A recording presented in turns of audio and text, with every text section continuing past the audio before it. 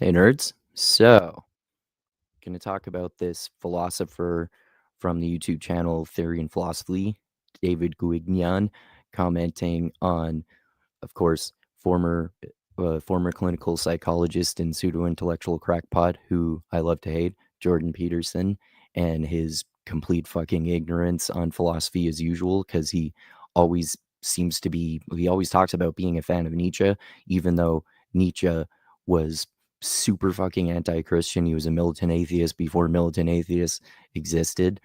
And Jordan Peterson talks about science, and sometimes he uses a scientific argument to justify his stupid oversimplified religious claims that he never spells out directly. But he was very critical of both religion and science. So, religion in particular, obviously Jordan Peterson is a huge grifter about. But yeah, let's get into the video here. A lot of people have asked me what to do with ardent Jordan Peterson supporters who try to argue that trans people don't exist or that women are meant only to serve some evolutionary function for men's desires or to procreate, to reduce women to this biological function. Now, if just saying that you believe the I was about to say, what would seem to especially conservative people some woke shit, but I think he's more of a philosopher, although he's clearly a lefty. Although, anyway, there's this idea that Jordan Peterson has, and his opinion hasn't changed on it, that I don't know if women should be in the workplace. Maybe they should just be barefooted and pregnant. I didn't actually say that, but they put makeup on and men can't control themselves. It's not good. And women aren't reproducing because they're getting jobs and then they're old and no men wanna marry them. Oh no.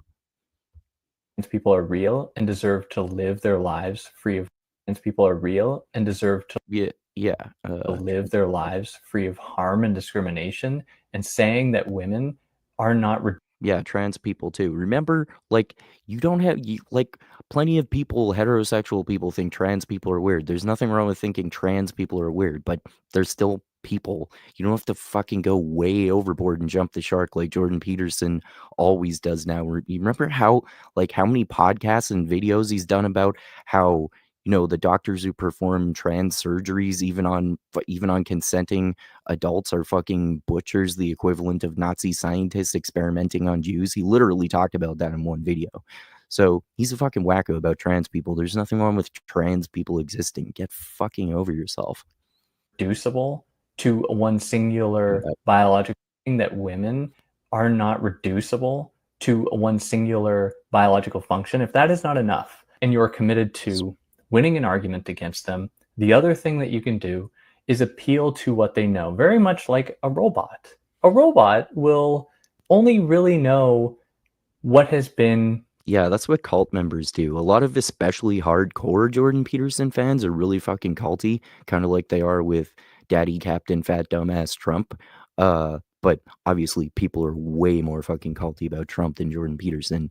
And obviously Jordan Peterson is a huge mega sick fan. But anyway, yeah, just he needs to, these people are huge Jordan Peterson fans. A lot of them, if you actually talk to them a little bit, you'll find out that they actually don't read shit, kind of like Jordan Peterson reading nothing but the Communist Manifesto when he was debating with Slavoj Žižek about Marxism, and clearly falsely claiming to have read literally 200 books on climate change when he was doing a podcast with Joe Rogan once. But obviously, when you talk to his fans, they just repeat his fucking talking points. They don't actually mention books that they've read, or even books beyond his own fucking self-help books, not even reading Maps of Meaning, which is more interesting and complex than his new 12 rules for life shit. With all some of his rules are interesting, but a lot of them are fucking dumb. But anyway, told to them. A robot will only really know what has been told to them. Very much like these people, they will only know what they have learned from Jordan Peterson. Now, one of the things that Jordan Peterson has been really clear and consistent about is his love of Friedrich Nietzsche, which is ironic. And this is where your argument begins, where Jordan Peterson has also been consistent in his love of Christianity, in his love of science, which is ironic because Nietzsche was one of Christianity and science's greatest opponents. He believed that they both Yeah, for example, if Nietzsche obviously wrote a book that was literally called The Antichrist, and he sounds like Sam Harris or Richard Dawkins saying that, basically Enlightenment Christianity is just bad for people and it's irrational and it's causing all sorts of death and just destroying the world. That sort of like way overboard critique of religion. And, Jordan Peterson mentions him in the same breath as religion sometimes, as though Nietzsche would have agreed with literally anything Jordan Peterson says about religion, and he'd probably agree with 0% of it.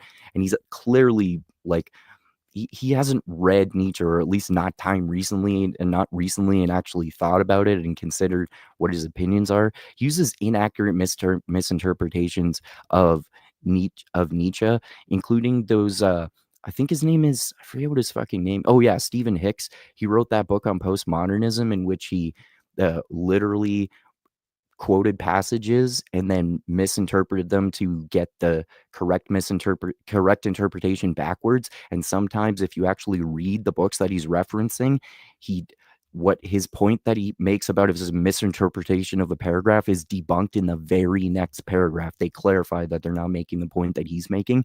But anyway, Stephen Hicks wrote this book that a lot of stupid conservative people who have traditionalist interpretations of Nietzsche claim, which is that Nietzsche supported the Nazis, which is really fucking stupid. And also if you know anything about Nietzsche, you know that it's actually the case that his final book, Will to Power, he didn't finish writing it before he died. And then his sister, who was a Nazi unlike Nietzsche and was a huge fan of Hitler, helped use Hitler and incorporate Nietzsche into his Nazi speeches and totally misincorporate Nietzsche. So anyway, the point is that Jordan Peterson is fucking clueless about Nietzsche. both embraced an ascetic Talking about religion ideal, and which science. and science's greatest opponents. He believed that they both embraced an ascetic ideal, which led to an impoverishment of life, in that they both tried to appeal An impoverishment of life. I'm pretty sure he's almost quoting verbatim here. He's not even paraphrasing that much. to people in their most, which led to an impoverishment of life, in that they both tried to appeal to people in their most basic understandings to make them believe that science and Christianity both have the truth. And you must embrace that truth. Yeah, and even though Jordan Peterson actually ironically sounds like a so-called postmodernist or a post-structuralist in terms of truth sometimes, and in spite of the fact that he's endlessly strawmanning so-called postmodernists like Foucault and Derrida, who actually have very interesting thoughts, um, he like he has this idea. I actually kind of agree more with him than Sam Harris in their famous, stupid, kind of unnecessary debate in which Sam Harris was talking about objective truth and Jordan Peterson was saying, there are different kinds of truths. There can be religious claims that are not scientifically true. There can be scientific claims that are not religiously true. And you don't have to be a moral relativist if you're like really not sure that objective truth exists. You don't have to objectively say that objective truth doesn't exist if you are highly skeptical that truth exists. You can, think that it's extremely highly unlikely. And anyway, especially when Jordan Peterson sounds like he's really making objective truth claims when he's like basically criticizing people in terms of climate change and vaccines and shit, then he'll sound like he's making objective truth claims, especially in terms of science. And Nietzsche would totally criticize even his definition of truth, and even like Jordan Peterson's overall definition of truth too, because Nietzsche had kind of a post-structuralist opinion on truth before post-structuralists even existed, and he was very critical of objective truth, and he wasn't really like a moral relativist, but I don't think he directly said, but he he came really close to directly saying that there is no such thing as capital T truth that never changes or anything like that. I definitely agree with that. But yeah, Nietzsche was extremely critical of religion, science, and truth. Religion in particular, but also science and truth is what Jordan Peterson is very concerned about. He's always talking about the logos, which he means, the logos and God and truth are the most important things in the world, and religion is even more important than objective science and that shit. That kind of shit, of course. Truth, lest you be seen as being understandings, to make them believe that science and Christianity both have the truth. And you must embrace that truth lest you be seen as being weird. And this is a way to stifle the possibility for freedom of thought, for expression, where if yeah, like the opposite of Jordan Peterson, right? Jordan Peterson has this stupid idea that you can't enjoy freedom of thought or appreciate art if you're Christian, like stupid typical Christian views. But Nietzsche says that, these ideas like truth, science, and religion hold people back from critical thinking and creative expression, which is, the totally polar opposite view. But I think obviously the truth is somewhere in the middle. But Nietzsche is obviously more correct than Jordan Peterson is. And the point is that his argument for that is the complete opposite of Jordan Peterson's argument. you refuse to abide by these codes, you would then be chastised. You would then be policed and surveyed.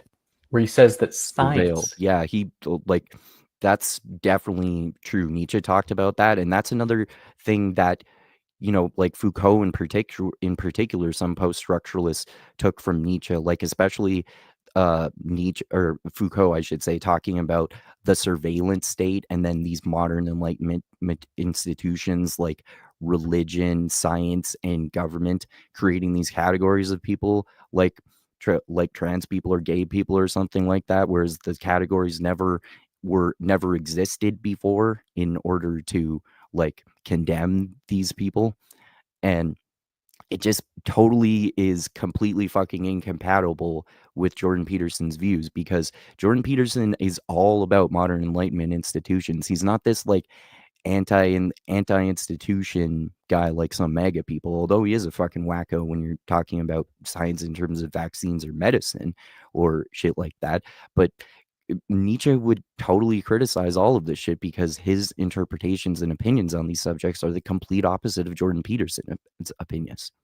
confines people to the freedom of thought for expression.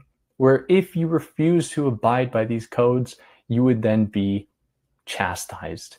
You would then be policed and surveyed. Oh yeah, I forgot my point that I was going to get to.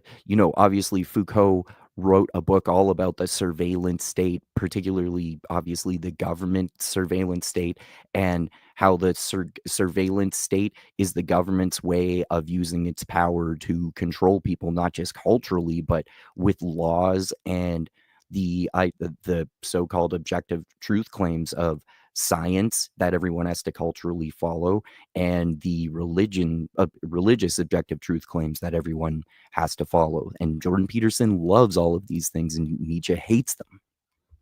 He says that science confines, And listen to his where critique of if you science. refuse to abide by these codes, you would then be chastised. You would then be policed and surveyed. Where he says that science confines people to the smallest circle of solvable tasks, and Christianity will lead people to an impoverishment of life. And these come at the expense of a more thorough engagement with art and beauty and love and thought and excellence.